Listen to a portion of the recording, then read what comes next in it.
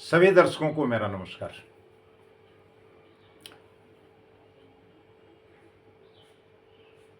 मैं हूं वेद प्रकाश शास्त्री और आज आपको हम जानकारी देने का प्रयास कर रहे हैं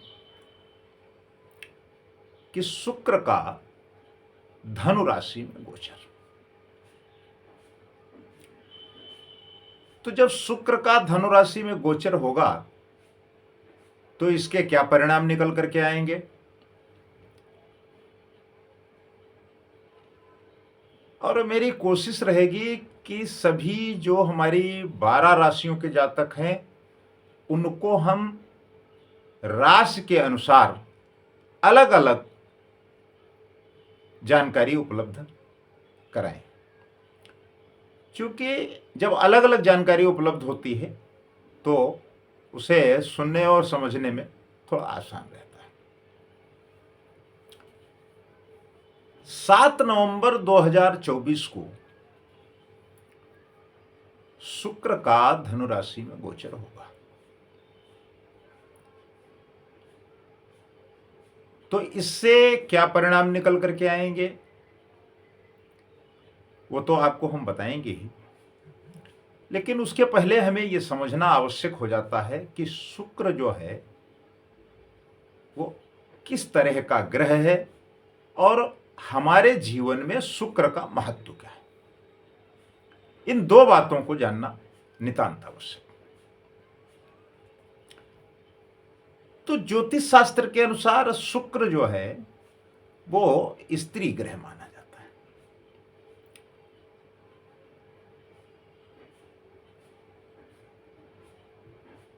तो जब इसको स्त्री ग्रह माना जाता है तो यह ग्रह प्रेम और सुंदरता का कारक ग्रह है।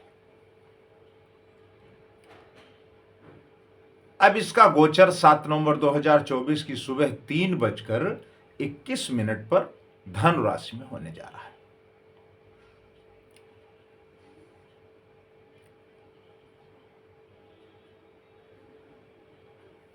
तो इसके बारे में हम आपको विस्तृत जानकारी दें उसके पहले हमें यह समझना आवश्यक है कि ज्योतिष में शुक्र ग्रह का महत्व क्या है। वैदिक ज्योतिष के अनुसार शुक्र ग्रह मनुष्य को अच्छा स्वास्थ्य, तेज बुद्धि और जरूरी सुख सुविधाएं प्रदान करते हैं। कुंडली में शुक्र देव की मजबूत स्थिति जातकों को जीवन में अच्छी सफलता देती है और आपके जीवन में आनंद और खुशियों का संचार करती है। साथ ही प्रेम और स्नेह का तो प्रादुर्भाव होता ही है, लेकिन अपार आनंद की भी अनुभूति जीवन में होती है, ऐसा हमारे ज्योतिषाचार्यों का मत है। दूसरी तरफ जब बुध महाराज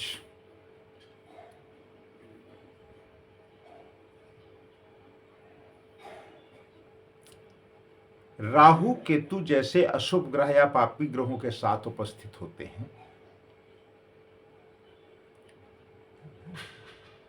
तो ऐसे में शुक्र की जो स्थिति है वो दूसरे तरीके की हो जाती है। इसको भी हम विस्तार से आपके समक्ष रखने का प्रयास करेंगे।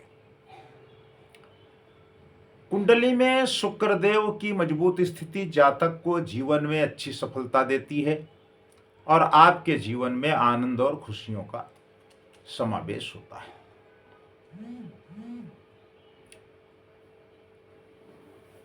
जिन जातकों के कुंडली में शुक्र ग्रह पापी ग्रह के साथ बैठते हैं, उपस्थित होते हैं, तो उनको तमाम प्रकार की समस्याओं और बाधाओं का सामना करना पड़ता है। वहीं शुक्र ग्रह अगर मंगल देव के साथ बैठे होने पर व्यक्ति के स्वभाव में आक्रामकता और क्रोध की वृद्धि होती है। जबकि शुक्र ग्रह के राहु केतु जैसे पापी ग्रहों के साथ अगर युति पर जातकों की कुंडली में है तो त्वचा से जुड़े रोग, सूजन और नींद की कमी आदि जैसी स्वास्थ्य समस्याएं हमको परेशान कर सकती हैं। हालांकि शुक्र महाराज के शुभ ग्रह यानी बृहस्पति के साथ विराजमान होने पर आपके व्यापार, ट्रेड, धन लाभ और आय में वृद्धि से जुड़े मामलों में मिलने वाले जो परिणाम हैं वो अच्छे होने के साथ साथ दोगुने हो जाते हैं।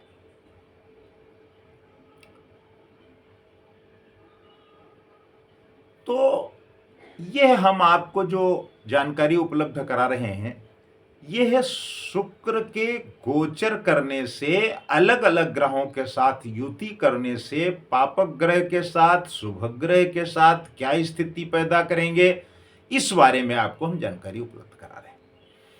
अब होता क्या है कि जो जानकारी हम आपको उपलब्ध कराएंगे कि मान लीजिए हमने आपसे कहा कि मेष राशि के जो परिणाम हैं वो इस तरीके के आएंगे कि वो सब आपके अनुकूल वातावरण रहेगा या आपके प्रतिकूल वातावरण रहेगा, तो आपको अपनी कुंडली में यह भी देखना होगा कि जो शुक्र देव हैं वो पापक ग्रह के साथ बैठे हैं या शुभ ग्रह के साथ बैठे हैं या राहु केतु के साथ युति में बैठे हैं।